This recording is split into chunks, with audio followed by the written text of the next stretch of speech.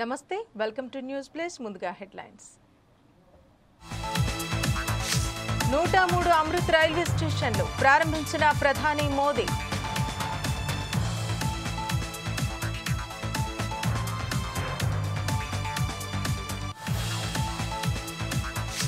దసరా రోజు కొమరవెల్లి రైల్వే స్టేషన్ను ప్రారంభిస్తాం కేంద్ర మంత్రి కిషన్ రెడ్డి కీలక ప్రకటన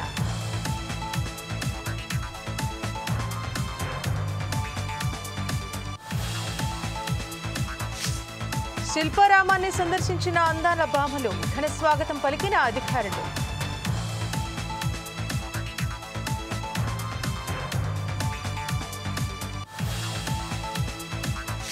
భారత్ పాక్ మధ్య మాత్రమే చర్చలు కాల్పుల విరమణ ఒప్పందంపై జయశంకర్ కీలక వ్యాఖ్యలు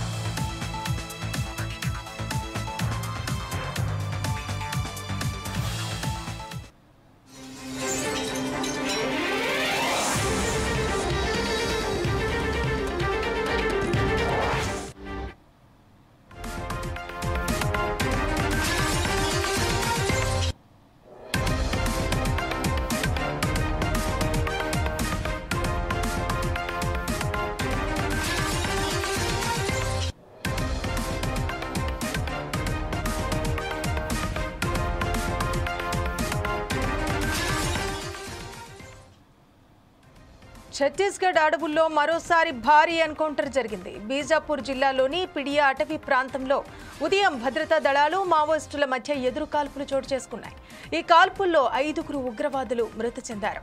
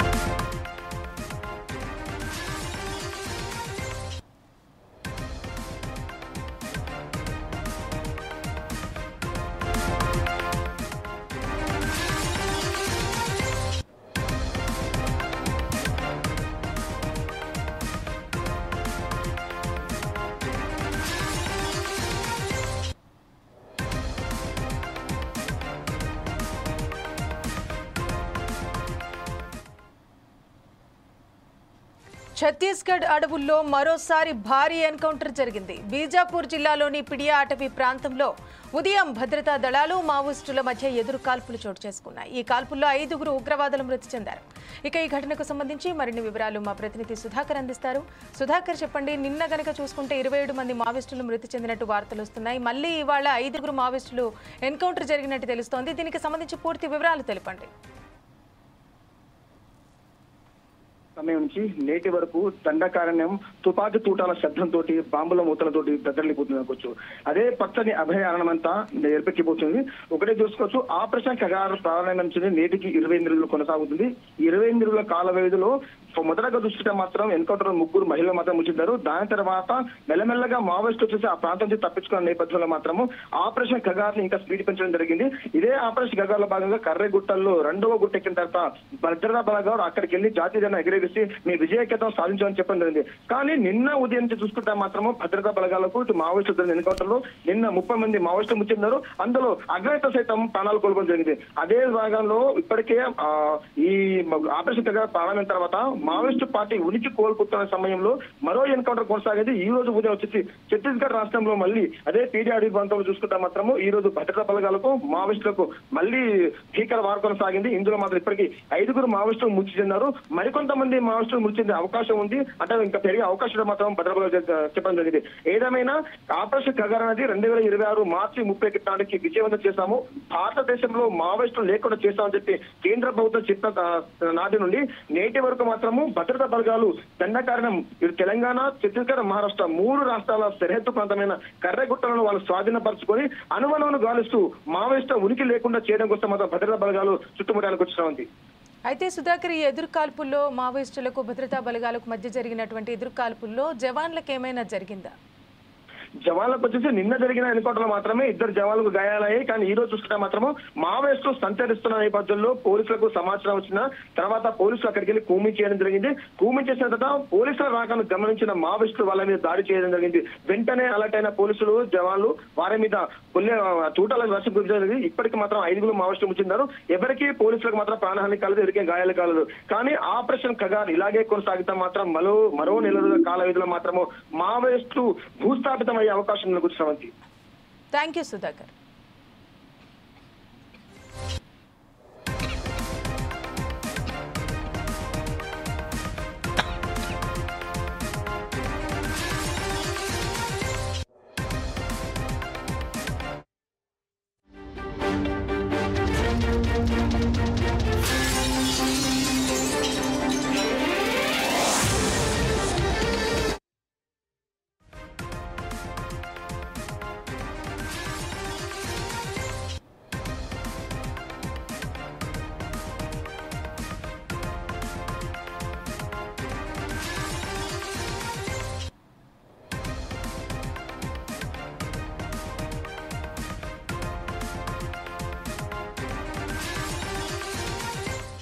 బ్రేకింగ్ న్యూస్ చూస్తున్నాం. మేడ్చల్ జిల్లా ఫిర్జాదిగూడ మున్సిపల్ కార్పొరేషన్ పరిధిలోని పర్వతాపూర్లో శ్మశాన వాటికలపై జరిగిన అక్రమ కబ్జాలను తొలగించేందుకు అధికారులు విస్తృతంగా చర్యలు చేపట్టారు. తెల్లవారుజాము నుంచే హైడ్రా అధికారులు భారీ పోలీసు బందోబస్తు మధ్య అక్రమ నిర్మాణాల కూల్చివేతను ప్రారంభించారు. పర్వతాపూర్ ప్రాంతంలోని సర్వే నెంబర్ 1, 12లోని శ్మశాన వాటికల్లోని భూమిని కబ్జా చేసి వాటిని విక్రయిస్తున్నారు. గత 2 ఏళ్లుగా ఈ అక్రమ నిర్మాణం కొనసాగుతుండటంతో స్థానికులు హైడ్రాకు ఫిర్యాదు చేశారు. దీంతో రంగంలోకి దిగిన హైడ్రా సిబ్బంది గురువారం ఉదయం కూల్చివేతలు చేపట్టారు.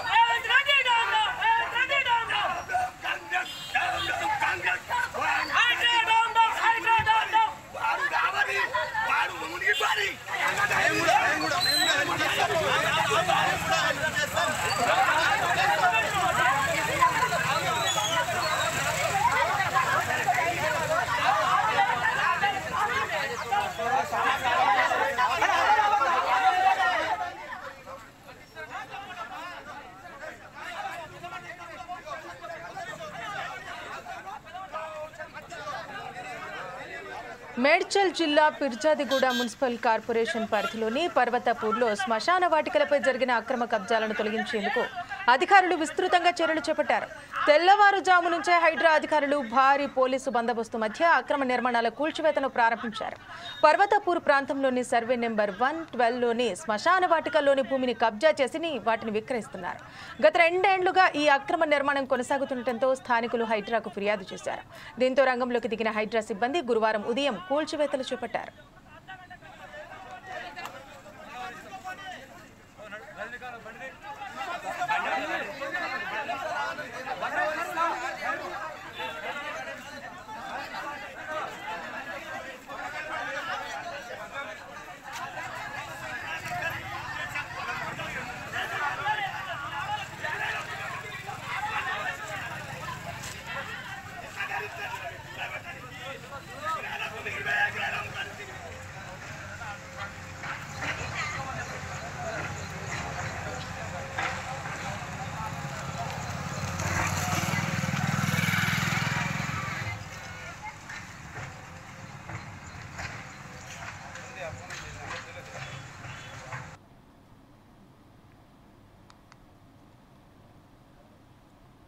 మేడ్చల్ జిల్లా ఫిర్జాదిగూడ మున్సిపల్ కార్పొరేషన్ పరిధిలోని పర్వతాపూర్లో శ్మశాన వాటికలపై జరిగిన అక్రమ కబ్జాలను తొలగించేందుకు అధికారులు విస్తృతంగా చర్యలు చేపట్టారు.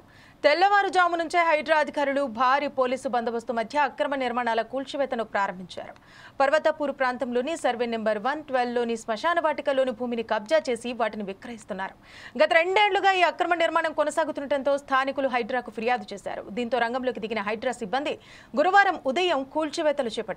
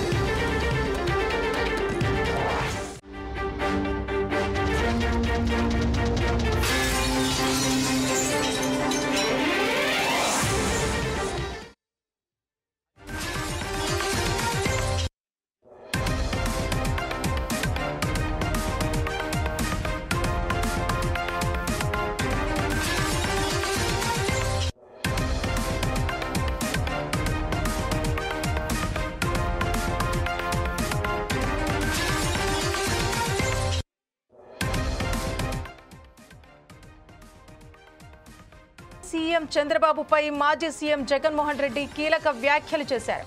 కూటమి ప్రభుత్వం ఏడాది పాలనపై జగన్మోహన్ రెడ్డి విమర్శలు చేశారు. చంద్రబాబు నాయుడు నేతృత్వంలోని ప్రభుత్వం గత 12 నెలల్లో రాష్ట్రాన్ని అవినీతి అప్పుల ఊబిలోకి నెట్టిందని, అభివృద్ధిని పూర్తిగా విస్మరించిందని ఆరోపించారు. ఐపీఎస్ అధికారి పిఎస్ఆర్ ఆంజనేయులను జైల్లో పెట్టారని అన్నారు. ఏపీ చరిత్రలో తొలిసారి ఐపీఎస్ అధికారిని జైల్లో పెట్టారంటూ విమర్శించారు. ఐపీఎస్, ఐఏఎస్ అధికారులపై తప్పుడు కేసులు పెట్టి వేధిస్తున్నారంటూ ఆరోపించారు.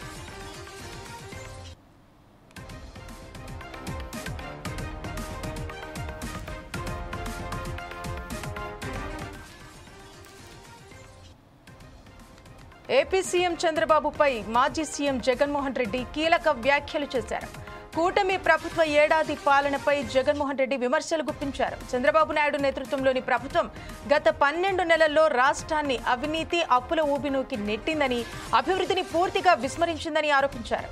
ఐపీఎస్ అధికారి పిఎస్ఆర్ ఆంజనేయులను జైల్లో పెట్టారని అన్నారు.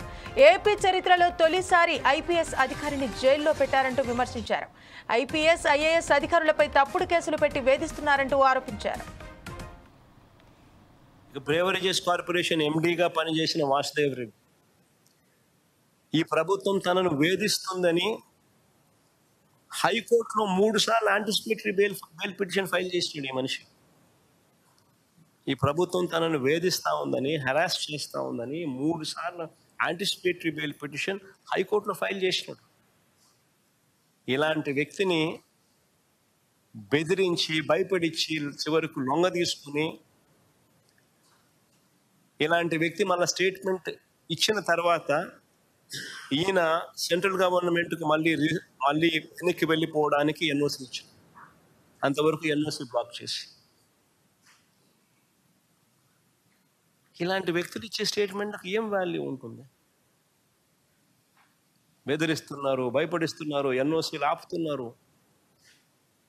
ఆయన నన్ను బెదిరిస్తున్నాడు అని హైకోర్టులో యాంటిసిపేటరీ బెయిల్ పిటిషన్ 3 సార్లు వేసుకున్నా కూడా దిక్కు దివానం లేదు. అలాంటి వ్యక్తులు ఇచ్చే స్టేట్మెంట్కి ఏం వాల్యూ ఉంటుంది? ఇంకొక ఆయన విజయసాయి రెడ్డి, చంద్రబాబుకు లొంగిపోయిన మరో వ్యక్తి.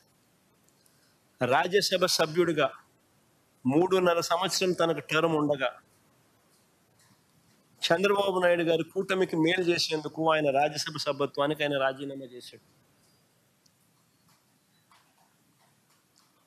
వైఎస్ఆర్సీపీకి ఎమ్మెల్యేల బలం లేదు, మళ్ళీ రాజ్యసభకు వైఎస్ఆర్సీపీ పంపించే అవకాశం ఉండదు అని తెలిసి, తన రాజీనామా వల్ల చంద్రబాబు నాయుడు గారి కూటమికి మేలు జరుగుతుందని తెలిసి తన 3.5 సంవత్సరం టర్ము ఆ కూటమికి తాను ప్రలోభాలకు లోనై అమ్మేసి,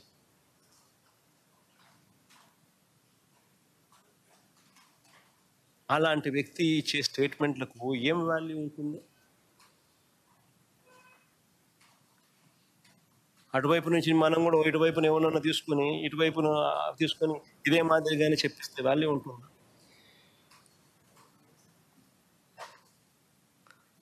మరో నిందితుడిగా చెప్తా ఉన్న రాజ్ కసిరెడ్డి అసలు ఈయనకు బెవరేజెస్ కార్యకలాపాలకు ఏం సంబంధం? అసలు ఈయనకు బెవరేజెస్ కార్పొరేషన్కు సంబంధించిన వ్యవహారాలకు ఏం సంబంధం? ఐటీ రంగంలో అనుభవం ఉన్నవాడు, ఒక వ్యాపారస్తుడు, రాష్ట్ర ప్రభుత్వ సలహాదారుల్లో అనేక మందిలో ఒకడు. జగన్మోహన్ రెడ్డి వ్యాఖ్యలకు సంబంధించి పూర్తి వివరాలు మా ఇన్పుట్ ఎడిటర్ శ్రీనివాస్ అందిస్తారు. శ్రీనివాస్, చెప్పండి.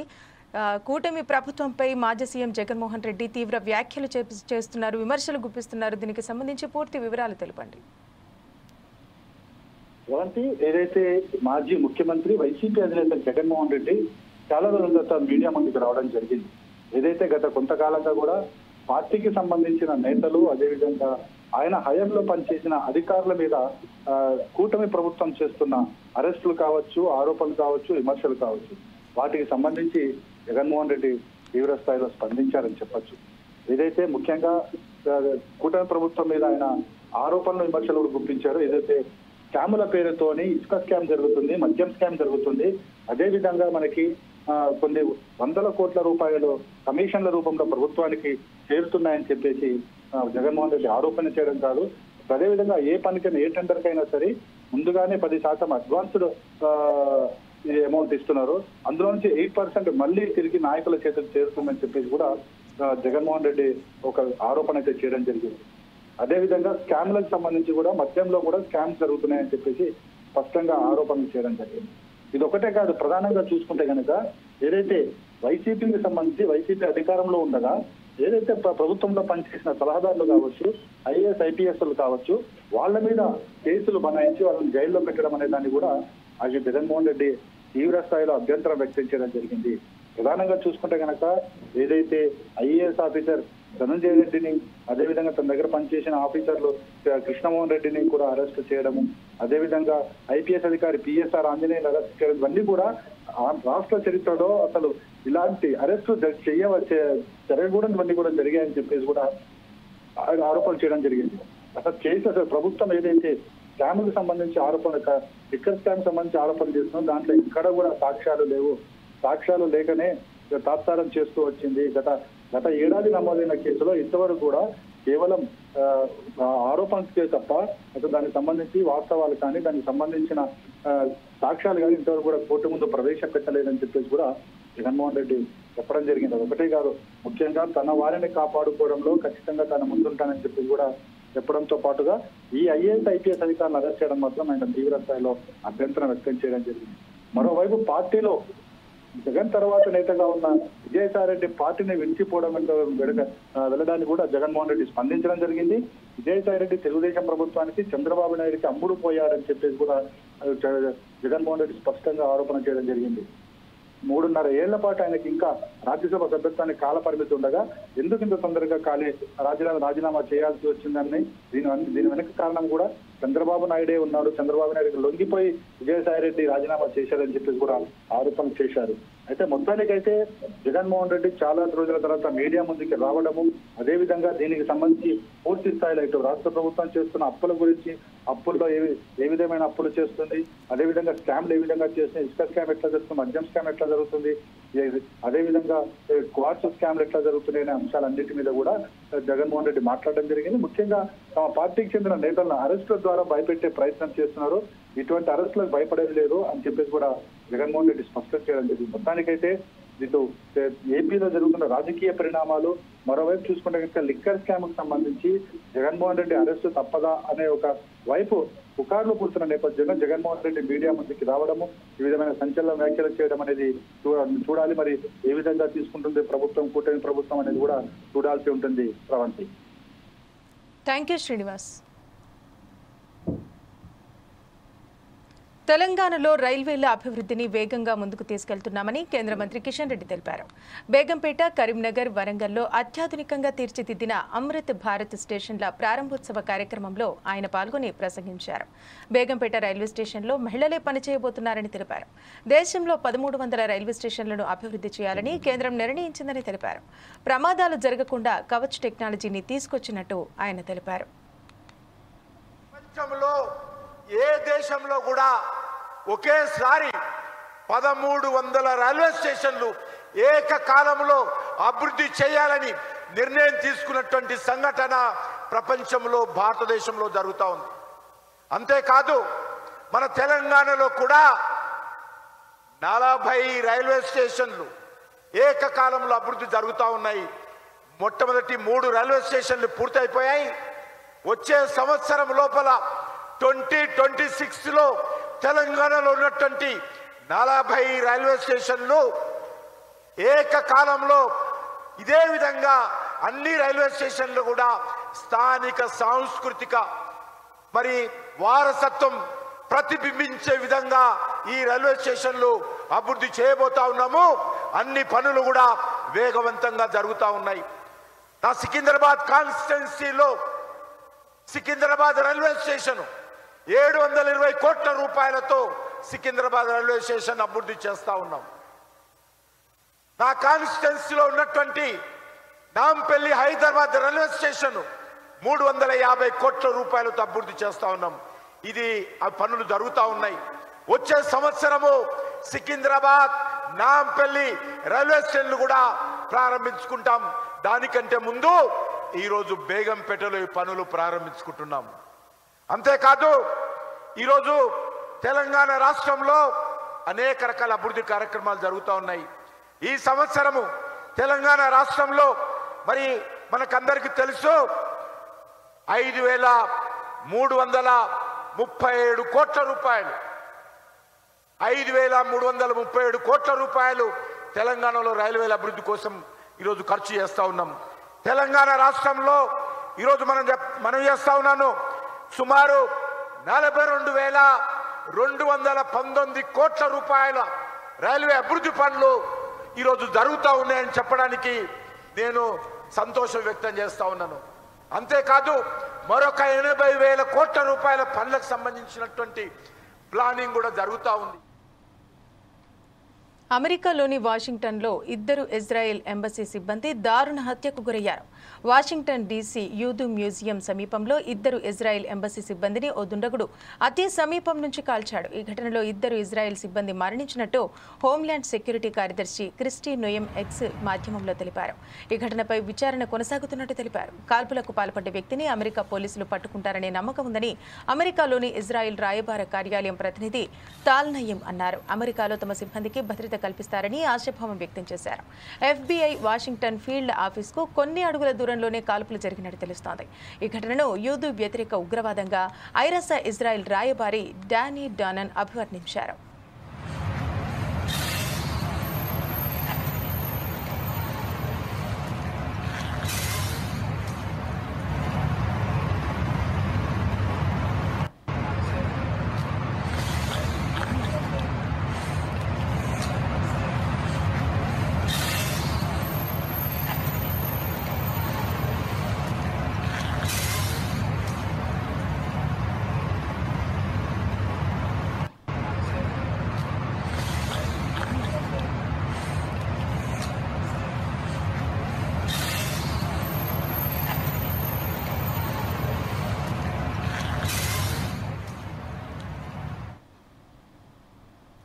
అమెరికాలోని వాషింగ్టన్లో 2 ఇజ్రాయెల్ ఎంబసీ సిబ్బంది దారుణ హత్యకు గురయ్యారు. వాషింగ్టన్ డీసీ యూదు మ్యూజియం సమీపంలో 2 ఇజ్రాయెల్ ఎంబసీ సిబ్బందిని ఓ దుండగుడు అతి సమీపం నుంచి కాల్చాడు. ఈ ఘటనలో 2 ఇజ్రాయెల్ సిబ్బంది మరణించినట్టు హోంల్యాండ్ సెక్యూరిటీ కార్యదర్శి క్రిస్టీ నోయం ఎక్స్ మాధ్యమంలో తెలిపారు. ఈ ఘటనపై విచారణ కొనసాగుతున్నట్టు తెలిపారు. కాల్పులకు పాల్పడ్డ వ్యక్తిని అమెరికా పోలీసులు పట్టుకుంటారనే నమ్మకం ఉందని అమెరికాలోని ఇజ్రాయెల్ రాయబార కార్యాలయం ప్రతినిధి తాల్ నయీం అన్నారు. అమెరికాలో తమ సిబ్బందికి భద్రత కల్పిస్తారని ఆశాభావం వ్యక్తం చేశారు. FBI వాషింగ్టన్ ఫీల్డ్ ఆఫీస్కు కొన్ని అడుగుల దూరంలోనే కాల్పులు జరిగినట్టు తెలుస్తోంది. ఈ ఘటనను యూదు వ్యతిరేక ఉగ్రవాదంగా ఐరాసా ఇజ్రాయెల్ రాయబారి డానీ డానన్ అభివర్ణించారు.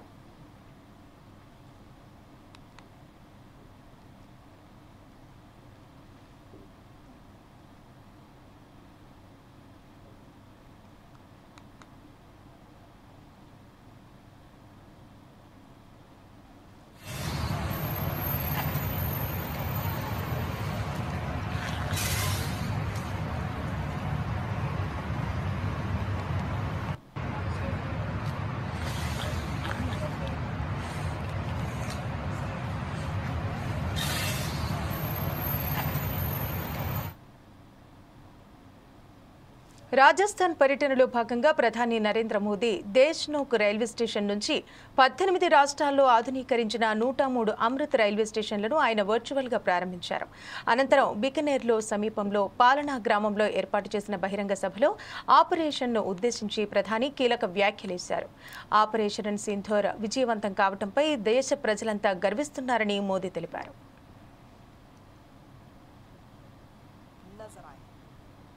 के ज्योतिर्लिंग होने के बाद 650 वर्षों से ज्यादा वर्षों से जो सिंदूर मिटाने निकले थे, जो सिंदूर मिटाने निकले थे, उन्हें मिट्टी में मिलाया है.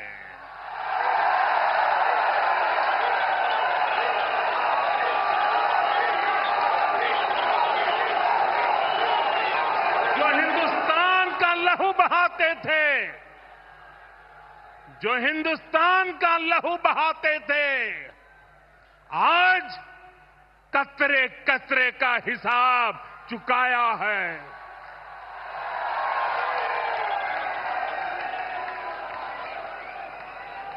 जो सोचते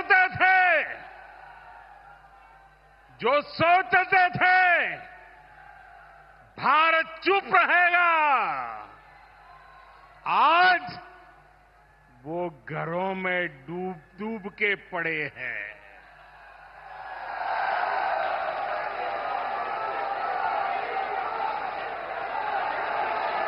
जो अपने हथियारों पर घमंड करते थे, जो अपने हथियारों पर घमंड करते थे, आज वो मलबे के ढेर में दबे हुए हैं.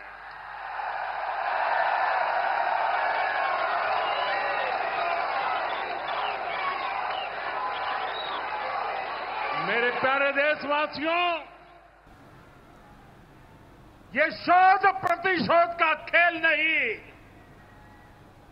ये शोध प्रतिशोध का खेल नहीं, ये न्याय का नया स्वरूप है.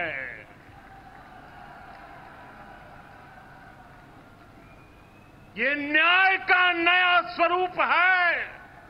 ये ऑपरेशन सिंदूर है.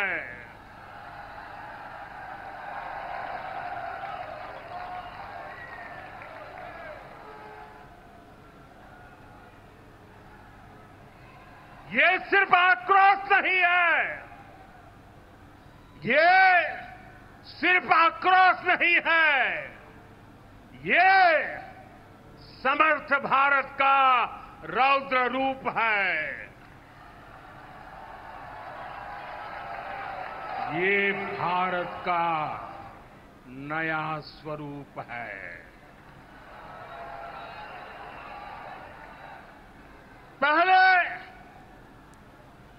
पहले घर में घुसकर किया था वार, पहले घर में घुसकर किया था वार, अब सीधा.